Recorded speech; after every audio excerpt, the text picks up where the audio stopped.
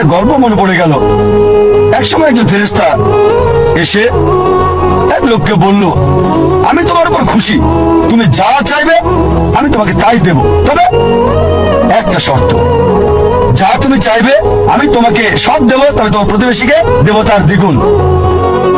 লোকটা বলল, একটা রোলেক্স ঘড়ি আমার চাই। ফেরেশতা তাকে রোলেক্স ঘড়ি দিয়ে দিল। প্রতিবেশী দুটো রোলেক্স ঘড়ি পেল।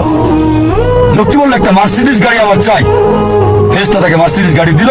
প্রতিবেশীকে দুটো মার্সিডিজ দিল। লোকটি বলল, একটা সুন্দর বড় বাংলো চাই। ফেরেশতা তাকে সুন্দর বড় বাংলো দিল। তার প্রতিবেশীকে দেওয়া হলো দুটো সুন্দর বড় বাংলো।